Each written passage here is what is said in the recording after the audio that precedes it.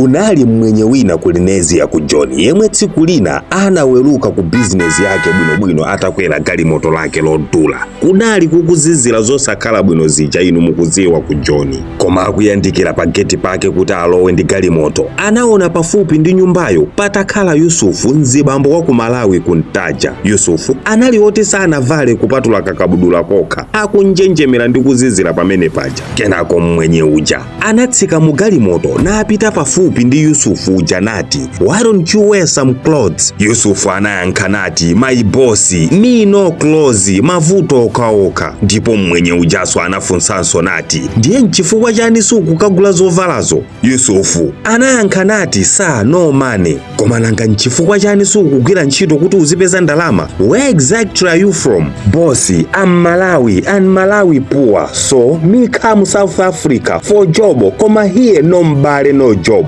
and no clothes." Anateno Yusufu akunjenjemera oneka kuti mphepo waizolowera naye yamuzoloweranso ndithu. Apa mwenye uja ananyamuka kuti adzipita koma mtima unakana, ndipo anatembenukanso kwa Yusufu nati, "Ukhale pompa ndipo ndikubweresera zovala zoti utenthedwe." Pamaso pa Yusufu panaoneka kuwalirako kamba kachiyembekezero chabwino anali nacho. Bwana analowa nyumba, ndipo atalowa nyumba muja anapezeka wakumana ndi mabize ena ndi kuyiwala munthu uja panja. Ndipo usiku unadutsa, ndipo kummawa pomwe ankatuluka kumpanda anapeza munthu wagona potenopo atafa. Mwenye anakhumudwa ndi kuzinena yekha, ndipo kenako anakumbukira nati, "Hamayo, paja munthu uyu ndinamulonjeza zovala zotenthera." Atafika pafupi ndi Yusufu uja anapeza kapepala koti analemba Yusufu uja asanafe konena kuti, "Bwana, lonjezo lanu landichotsera mphamvu zanga zomwe ndinakhala ndikulimbana nazo pandekha. Ndapanga survive mausiku akuzizira ambiri popanda zovala zotenthera zanuzo, koma usiku wathawu ndimadikirira lonjezo lanu. Chomwe chimandifika m'maganizo mwanga ndichoti zovala zotenthera zikubwera. Mtima wanga dekha ndati zovala zotenthera zikubwera. Hope imene iyi inandipangisa ine kudikirira, ndipo ndikudikirira kumene kuku mpaka ndamwalira." Mwenye uja anayamba kunjenjemera ndi kuphunzira phunziro lowawa zedi loti, "Payekha munthu uyuyu amathana ndi kuzizira, koma lonjezo langa ndinamulepheresa kuyesesa payekha, ndipo ndapha munthu uyuyu ndi ineyo."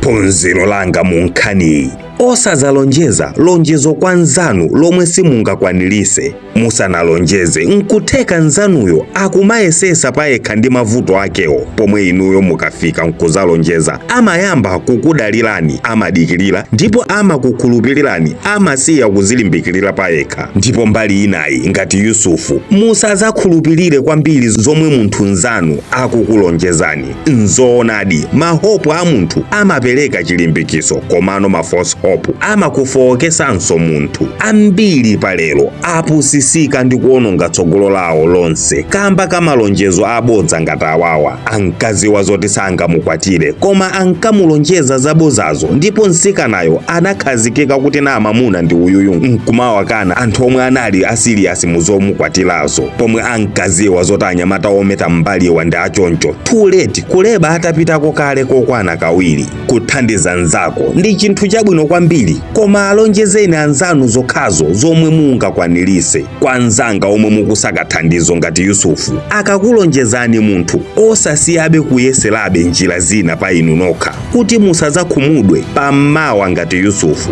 Musayiwale ma promises amatha kukanika, koma moyo wanu wayenera kumapitirirabe. Ndine Dini Studios. Osayiwala kupanga like, comment komanso share nkhani, komanso kwinaku tawakodoleni anzanu aja azamve nawo za uthengawu.